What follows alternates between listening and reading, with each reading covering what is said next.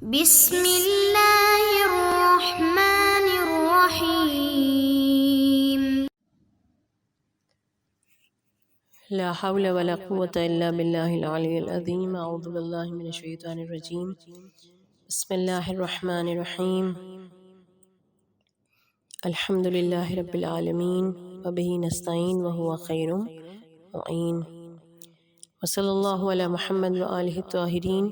سیما لبقیۃ اللہ العظم علی الارضین۔ ذکر حدیث کے سلسلے کی جو حدیث آج آپ کی خدمت میں گوش گزار کرنا چاہتی ہوں وہ رئیس مذہب تشیع صادق آل محمد حضرت امام جعفر صادق علیہ السلام کی حدیث مبارکہ ہے، جس میں مولا نے فرمایا کہ جب کوئی بندہ کثرت سے استغفار کرتا ہے تو اس کا مجسمہ عمل چمکتا ہوا آسمان کی طرف بلند ہوتا ہے۔ سب سے پہلی بات یہ کہ استغفار ہم کب کرتے ہیں؟ جب ہم سے کوئی گناہ سرزد ہو جائے، مگر گناہ سرزد ہونے کے بعد استغفار ہم اس وقت کر سکتے ہیں کہ جب ہم محسوس کریں کہ ہم سے گناہ ہو گیا ہے۔ اس وقت فی زمانہ، اس وقت تمام تر معاشرے کی جو فطرت جاری و ساری ہے اور عادت میں ایک چیز شامل ہو گئی ہے، وہ یہ ہے کہ چاہے وہ دیندار ہو چاہے وہ دنیا دار ہو، اپنے گناہ کو گناہ نہیں سمجھتا، اور جب گناہ کو گناہ نہیں سمجھے گا تو پھر استغفار کیسے کرے گا، اور اس کو کیسے جو ہے اس چیز کا اندازہ ہوگا کہ جب تک میں استغفار نہیں کرتا ہوں تو اللہ تعالیٰ مجھ سے ناراض، کیونکہ بہرحال جب انسان کوئی گناہ کرتا ہے تو خدا کی ناراضگی کا سبب ہے، مگر جب اسی گناہ پہ استغفار کر لیتا ہے تو پروردگار عالم اسے اپنے لطف و کرم سے اس کی ذات سے راضی ہو جاتا ہے اور اس پہ رحمتیں اور برکتوں کا نزول کرتا ہے۔ اسی لیے دستغیب شیرازی نے اپنی کتاب گناہان کبیرہ میں ہمارے پانچویں امام محمد باقر علیہ السلام کی ایک حدیث کو نقل کیا، جس میں مولا نے فرمایا کہ جب تم سے کوئی گناہ ہو جائے تو ہر گناہ کے بارے میں مولا نے فرمایا کہ کسی بھی گناہ کو معمولی مت سمجھو، اور پھر اس میں ایک اور جملہ مولا کا ہے کہ کسی نیکی کو معمولی مت سمجھو۔ لیکن اس وقت مسئلہ یہ ہے کہ ہم اپنی نیکی کو زیادہ سمجھتے ہیں اور دوسروں کی نیکی کو معمولی سمجھتے ہیں،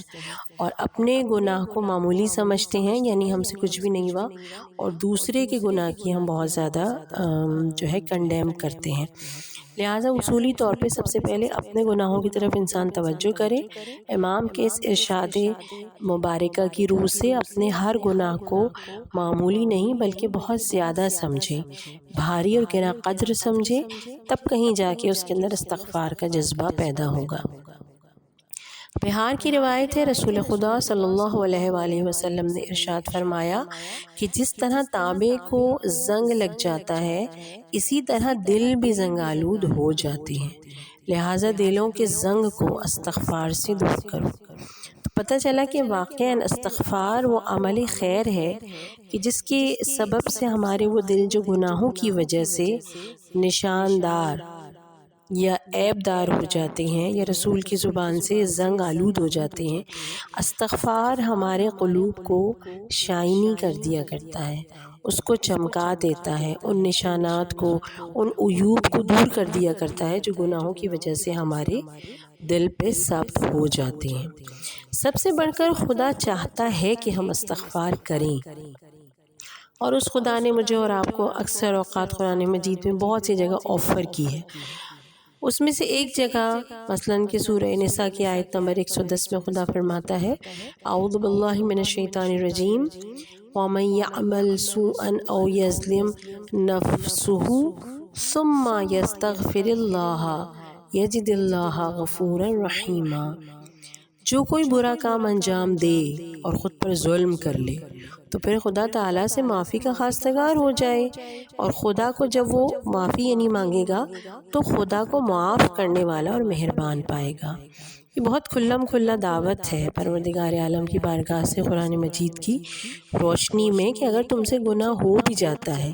ٹھیک تو تم استغفار کر لو، جب تم استغفار کرو گے تو خدا کو اپنے لیے معاف کرنے والا اور بڑا مہربان پاؤ گے۔ اسی لیے کلام نہج البلاغہ میں امیر المومنین علی علیہ السلام کا فرمان گرامی ہے کہ حیران ہوں اس پر جو رحمت خدا سے نا امید ہو گیا جبکہ وہ استغفار کر سکتا ہے۔ مطلب یہی ہوا کہ جب خدا خود آفر کر رہا ہے قرآن مجید میں کہ اگر تم سے گناہ ہو جائے تو استغفار کرو، اور گویا استغفار کی طلب کو یعنی بندے کے آگے جو ہے وہ رکھنا، اس کا مقصد ہی یہی ہے کہ خدا ہمارے لیے مہربان ہے، غفور الرحیم ہے۔ شرط یہ ہے کہ بندہ اپنی گناہ کی پشیمانی کو خدا کی بارگاہ میں پیش کرے۔ اسی لیے امام فرما رہے ہیں کہ حیران ہوں میں، حیرت ہوتی ہے مجھے اس شخص کے لیے جو رحمت خدا سے نا امید ہو گیا۔ بہت سے لوگ ایسے ہیں کہ گناہ کر بھی لیتے ہیں اور پھر یہ کہتے ہیں کہ ہمارا تو گناہ بہت بڑا ہے، ہمارا تو گناہ معاف ہو ہی نہیں سکتا۔ تو اس اعتبار سے مولا فرماتے ہیں کہ جب ہم استغفار کریں گے تو یقینی طور پر در حقیقت خدا کی رحمت سے امید لگا کے استغفار کریں گے۔ اور ایسا کیسے ممکن ہے کہ استغفار کر سکتے ہیں پھر بھی ہم اللہ کی رحمت سے نا امید ہو جائیں؟ بے شک جو پروردگار عالم کے آفر کو قبول کرتا ہے اور خدا کی رحمت سے نا امید نہیں ہوتا اور اپنے بڑے سے بڑے گناہوں کے لیے بھی شرمندہ ہو جاتا ہے، خدا سے استغفار کرتا ہے، تو بقول امام صادق علیہ السلام کے اس کا مجسمہ عمل چمکتا ہوا آسمان کی طرف بلند ہوتا ہے۔ حضرت موسیٰ علیہ السلام کے زمانے میں بارش نہیں برس رہی تھی، جانور بھی مر رہے تھے۔ سب نے کہا کہ آپ دعا کریں کہ بارش برسے، تو کہتے ہیں حضرت موسیٰ سارے شہر کو لے کر ایک بیابان میں جمع ہو گئے اور ارادہ یہ کیا کہ میں دعا مانگوں اور یہ سب آمین کہیں تو انشاءاللہ تعالیٰ بارش ہو جائے گی۔ کہتے ہیں جب جناب موسیٰ نے دعا مانگنی چاہی نا تو پروردگار عالم نے انہیں پیغام بھیجا اور کہا کہ موسیٰ، یہ جو تم سارے شہر کو لے کر اکٹھا پہنچ گئے ہو نا، تو آج یہ دعا اس لیے قبول نہیں ہو سکے گی کیونکہ اس مجمع میں ایک ایسا شخص بھی ہے کہ جس سے مجھے نفرت ہے۔ اللہ اکبر! اللہ نہ کرے کہ کسی کو جو ہے وہ یعنی اتنے گناہ کسی کے کاندھوں پر بوجھ آ جائے کہ اللہ اس سے نفرت کرنے لگے، اور جس سے اللہ نفرت کرے پھر اس کے لیے کیا بچتا ہے؟ کہتے ہیں کہ مجھے اس سے نفرت ہے جس کی وجہ سے دعا قبول نہیں ہو رہی۔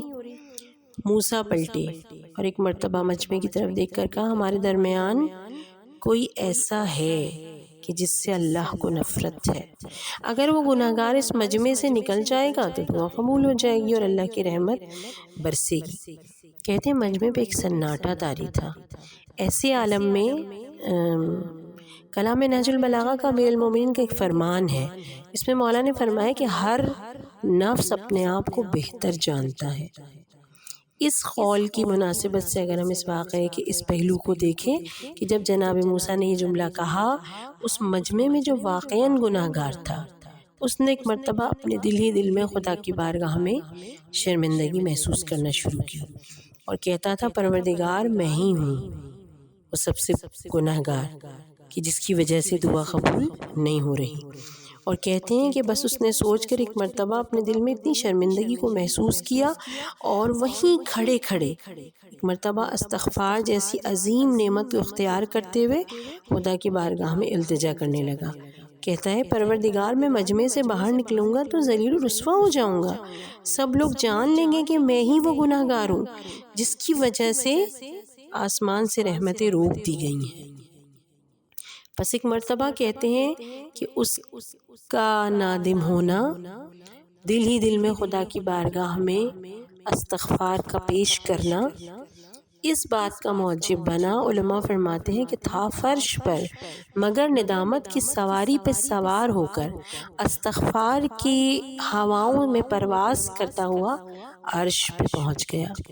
اور اس انداز سے پہنچا کہ پروردگار عالم نے اس استغفار کے بعد نہ صرف اس کے گناہوں کو بخش دیا جیسا کہ خدا نے وعدہ کیا ہے کہ اگر تم استغفار کرو گے تو خدا کو اپنے لیے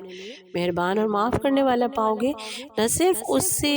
اس کی گناہوں کو معاف کیا بلکہ خدا کی وہ نفرت اس سے محبت میں تبدیل ہو گئی۔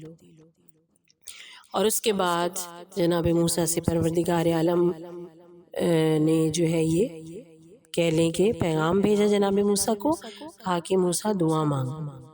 بس ایک مرتبہ جناب موسیٰ نے کہا پروردگار مجمع سے تو کوئی نہیں نکلا۔ تو ایک مرتبہ پروردگار عالم کی بارگاہ سے پیغام آیا موسیٰ، اس نے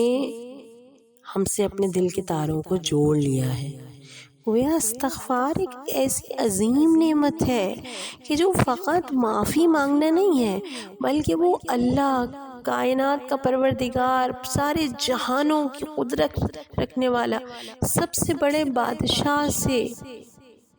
مل جانے کا، اس سے ربط ہو جانے کا، اس کا قرب پا جانے کا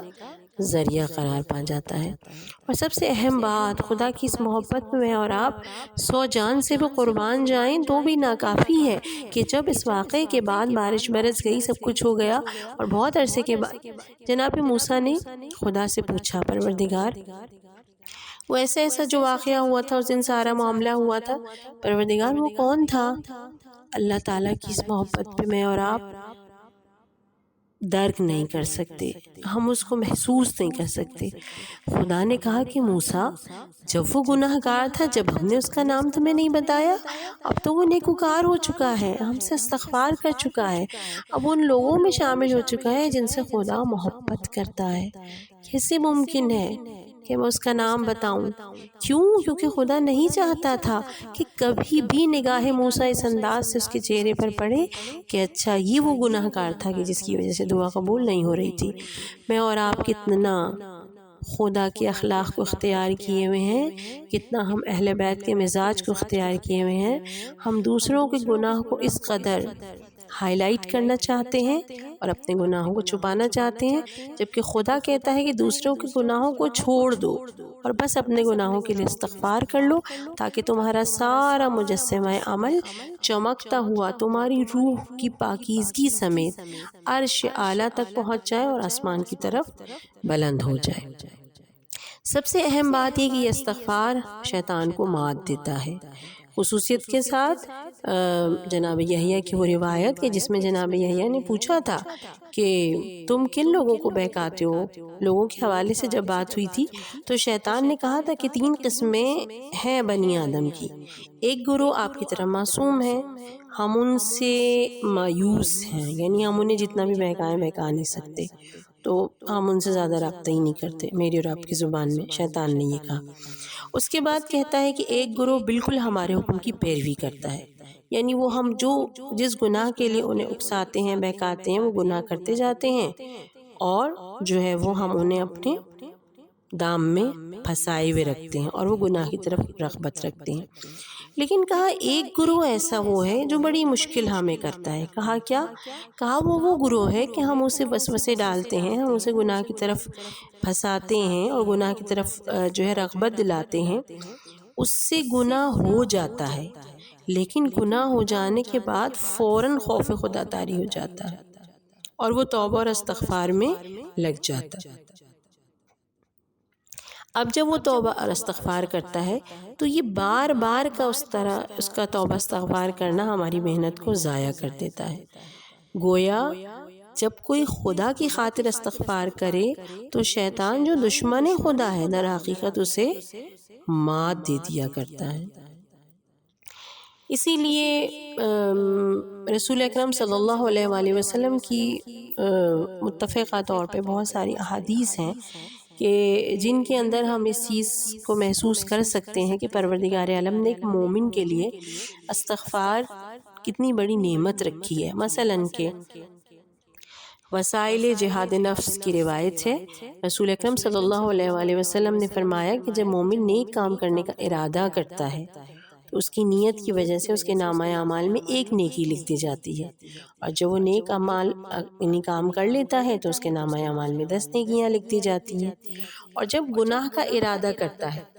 تو اس کے نامہ اعمال میں برائی نہیں لکھی جاتی، اور جب وہ گناہ کرتا ہے تو پورے 7 گھنٹوں تک اسے مہلت دی جاتی ہے۔ دائیں طرف والا فرشتہ نیکیاں لکھتا ہے اور بائیں طرف والا فرشتہ برائیاں لکھتا ہے۔ گناہ کے بعد دائیں طرف والا بائیں طرف والے فرشتے سے کہتا ہے کہ ابھی اس کی برائی کو اس کے نامہ اعمال میں مت لکھو۔ ممکن ہے یہ کوئی ایسا نیک کام کر لے جو برائی کو ختم کر دے، کہ اللہ کا فرمان ہے ان الحسنات یذہبن السیئات، بے شک نیکیاں برائی کو ختم کر دیتی ہے۔ اور یہ بھی ممکن ہے کہ وہ استغفار کر لے۔ اگر ان 7 گھنٹوں کے اندر مومن استغفار کر لیتا ہے تو کہتے ہیں کہ اس کا گناہ نامہ اعمال میں نہیں لکھا جاتا۔ اور اگر 7 گھنٹوں میں انسان کوئی نیک عمل بجا نہ لائے اور نہ ہی استغفار کرے تو نیکیاں لکھنے والا فرشتہ برائیاں لکھنے والے فرشتے سے کہتا ہے اکتب علی الشقی المحروم، اب اس بدبخت اور محروم شخص کے نامہ اعمال میں گناہ لکھ دو۔ تو پتہ چلا کہ پروردگار عالم بہت زیادہ مہلت دیتا ہے، بہت زیادہ ہمیں وقت بھی دیتا ہے، گناہ کے بعد یعنی 7 گھنٹے مہلت دیتا ہے کہ ہم جو ہے وہ اس کے لیے استغفار کر لیں۔ اب سوال پیدا ہوتا ہے کیا استغفار کرنا نعوذ باللہ خدا نخواستہ ہمارے لیے تذلیل کا سبب ہے، یا ہم استغفار کر کے کمتر ہو جاتے ہیں؟ ایسا ہرگز نہیں۔ نہ صرف یہ کہ پروردگار عالم استغفار کے بعد، جیسے کہ میں نے ابھی ایک روایت بھی بیان کی، اس شخص سے محبت کرتا ہے جو خدا کی بارگاہ میں استغفار کرتا ہے، بلکہ اللہ نے استغفار کو وہ رتبے عنایت کیے ہیں کہ جس کے بعد استغفار کرنے والا اپنے آپ کو اتنا بلند مرتبہ اور عالی مرتبہ تصور کرے کہ اسے کسی بھی طور شرمندگی نہ ہو کہ میں نے استغفار کیا ہے تو کوئی برا کام کیا ہے، نہیں بلکہ عالی اور احسن کام کیا ہے۔ آپ خدمت میں آیات قرآنی کی روشنی میں 2-3 مثالیں دے کر پیش کروں کہ استغفار خدا کی بارگاہ میں کن کن معنیوں اور زاویوں میں ہے۔ اسی لیے استغفار کی اتنی اہمیت ہے کہ اگر کوئی استغفار کو اختیار کر لے تو پروردگار عالم اس کو، اس کی روح کو اور اس کے عمل کو عرش کے مقام میں چمکتے ہوئے مجسمہ عمل کی صورت میں جگہ عنایت فرماتا ہے۔ مثلاً سب سے پہلے اگر ہم دیکھیں تو استغفار بلندی درجات کا ذریعہ ہے۔ کیسے؟ سورہ بقرہ کی آیت نمبر 199 میں خدا فرماتا ہے ثم افیضوا من حیث افاض الناس واستغفروا اللہ، مزدلفہ سے مینا کی طرف تمام لوگوں کے ساتھ کوچ کرو اور اللہ سے استغفار کرو۔ یعنی مینا، مزدلفہ سے مینا کی طرف جانا استغفار سمیت، اسے علماء کہتے ہیں یہ استغفار بلندی درجات کا ذریعہ ہے۔ حج پہ جانا، خدا کا قرب حاصل کرنا، پھر مزدلفہ میں خدا کی خاطر رکنا، اور مینا میں جا کے سب سے بڑے دشمن خدا شیطان کو کنکری مارنا در حقیقت انسان کے درجات کو بلند کرتا ہے۔ اور آگے چلیں تو استغفار شکر خدا ہے۔ سورہ ہود کی آیت نمبر 61 میں خدا ارشاد فرماتا ہے هو انشاءکم من الارض واستعمرکم فیہا فاستغفروا، خدا نے تمہیں زمین سے پیدا کر کے زمین میں آباد کر دیا، لہٰذا اس کی بارگاہ میں استغفار کرو۔ یعنی یہاں پہ اس آیت میں استغفار شکر کے معنی میں ہے کہ استغفار کرو گویا تم، اللہ نے تمہیں زمین سے پیدا کر کے زمین میں آباد کر دیا ہے، لہٰذا اس نعمت کے لیے شکر کے طور پر تم استغفار کرو۔ اور آگے چلیں تو استغفار ایک جو ہے وہ سفارش ہے۔ کس طرح؟ سورہ نساء کی آیت نمبر 64 میں خدا فرماتا ہے فاستغفروا اللہ واستغفر لهم الرسول لوجدوا اللہ توابا رحیما۔ خدا مجھے اور آپ سب کو انشاءاللہ جلد از جلد مسجد نبوی میں جانا اور رسول اکرم کی زیارت کا پڑھنا نصیب کرے۔ اس زیارت میں خصوصیت کے ساتھ سورہ نساء کے یہ جملے موجود ہیں جسے پروردگار عالم نے قرآن میں استغفار ایک سفارش کے طور پہ پیش کیا۔ اگر یہ لوگ استغفار کرتے اور رسول بھی ان کے لیے استغفار کرتے تو خدا کو بڑا توبہ کرنے والا اور مہربان پاتے۔ اور آگے چلیں تو استغفار وجہ برکات ہے۔ کس طرح؟ سورہ نور کی آیت نمبر 10 میں خدا فرماتا ہے فَقُلْتُ اسْتَغْفِرُوا رَبَّكُمْ إِنَّهُ كَانَ غَفَّارًا يُرْسِلِ السَّمَاءَ عَلَيْكُمْ مِدْرَارًا وَيُمْدِدْكُمْ بِأَمْوَالٍ وَبَنِينَ وَيَجْعَلْ لَكُمْ جَنَّاتٍ وَيَجْعَلْ لَكُمْ أَنْهَارًا۔ اپنے پروردگار سے استغفار کرو، وہ بڑا بخشنے والا ہے، آسمان سے موسلادھار بارش کرے گا، مال اور اولاد سے تمہاری مدد کرے گا، تمہارے لیے باغات اور نہریں قرار دے گا۔ اور اس کے بعد سب سے اہم ترین چیز استغفار بلندی ایمان ہے۔ بے شک جو خدا کی بارگاہ میں استغفار کر لیتا ہے اس کے ایمان بڑھتا چلا جاتا ہے اور بلندی کی طرف پرواز کرتا چلا جاتا ہے۔ سورۃ آل عمران کی آیت نمبر 222 میں خدا فرماتا ہے، یعنی یہ مومنین کی اور متقین کی صفات کو بیان کرتے ہوئے خدا فرماتا ہے والصابرین والصادقین والقانتین والمنفقین والمستغفرین بالاسحار۔ اہل جنت کی پہچان یہ ہے کہ وہ صبر کرنے والے، سچ بولنے والے، دعا کرنے والے اور ہنگامِ سحر میں استغفار کرنے والے ہیں۔ گویا جو وقت سحر استغفار کرتا ہے پروردگار عالم اس کے ایمان کو اتنا بلند کر دیا کرتا ہے کہ وہ انشاءاللہ تعالی جنتیوں کی صفت اس کے اندر پیدا ہو جاتی ہے اور وہ انشاءاللہ تعالی جنت میں مقام پائے گا۔ تو بس پروردگار عالم مجھے اور آپ کو اتنی توفیق دے، اس مرتبے پر فائز کر دے استغفار کرتے کرتے کہ ہم رسول خدا کے ان چاہنے والوں میں سے ہو جائیں جیسا کہ حضرت اویس قرنی تھے۔ بڑی عجیب بات ہے، ابھی میں نے آپ کو ایک آیت پیش کی کہ رسول اللہ استغفار کی سفارش کا ذریعہ ہے، مگر جو واقعاً صدق دل سے استغفار کرے، مگر جو واقعاً رسول اللہ کی سیرت پہ عمل کرتے ہوئے اپنے آپ کو گناہوں سے دور کرے تو وہ مثل اویس قرنی کے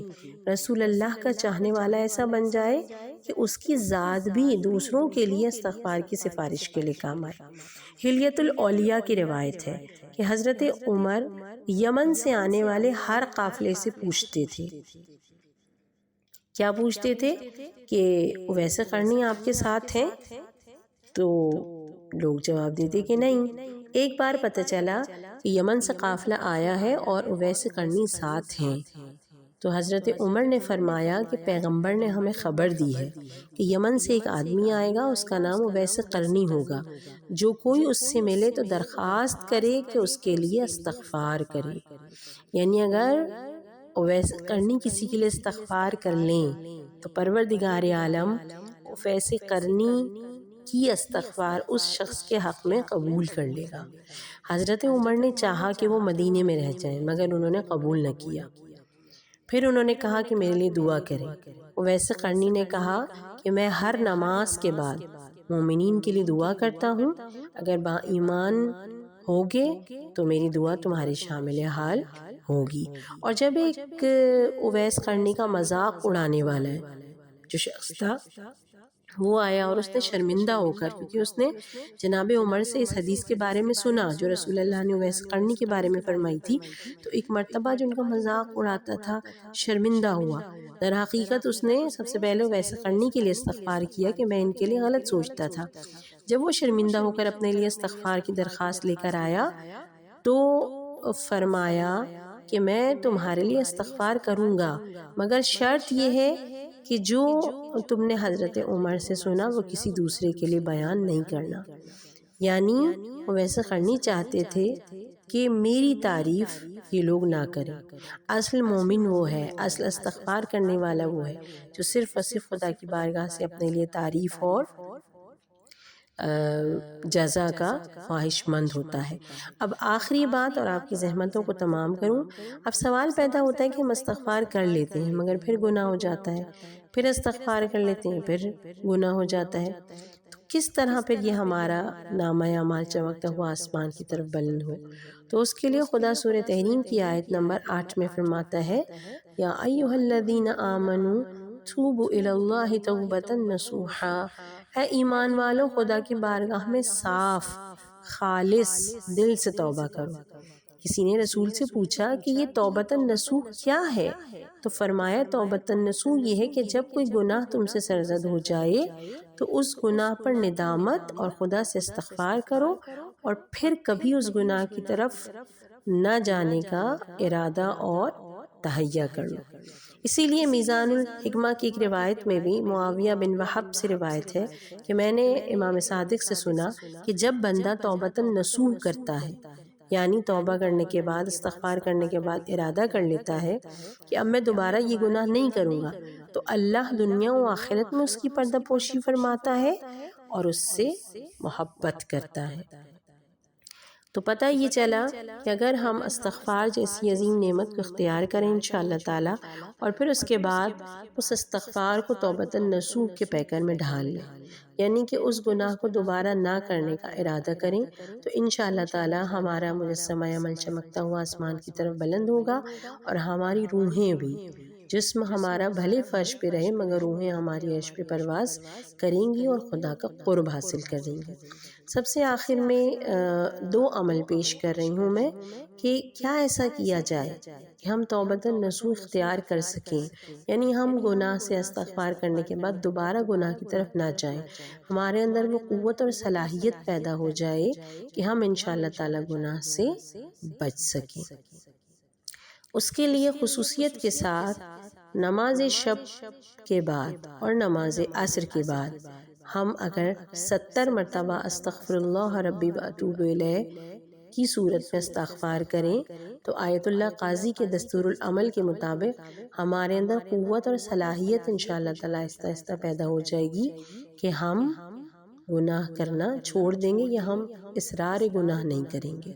یعنی وہ ہماری توبۃ النصوح ہو جائے گی نماز شب کے بعد اور نماز عصر کے بعد 70 مرتبہ استغفار کا کرنا۔ دوسری چیز کہا تسبیح فاطمۃ الزہرا کا خضوع و خشوع کے ساتھ پڑھنا، تسبیح فاطمۃ الزہرا کا بہترین خضوع و خشوع کے ساتھ پڑھنا۔ اور تیسری چیز کہا کہ سجدہ شکر کا اس طرح بجا لانا کہ پیشانی کو سجدہ گاہ پہ رکھ کر 3 مرتبہ کہیں الحمدللہ، پھر دایاں رخسار سجدہ گاہ پہ رکھ کے 3 مرتبہ کہیں شکرن للہ، اور اس کے بعد بایاں رخسار پھر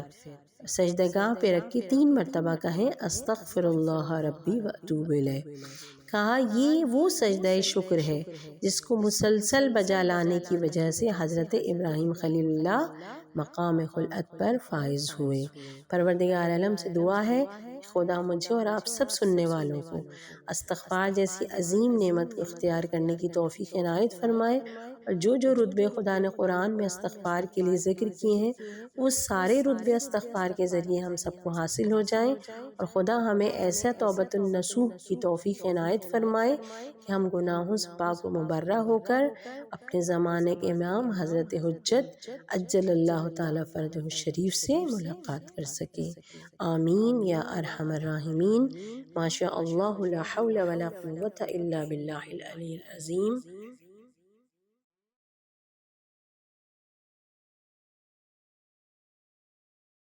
سبسکرائب کیجئے ذکر ٹی وی اور اس علم کے سفر میں ہمارے قدم کے ساتھ قدم ملائیے۔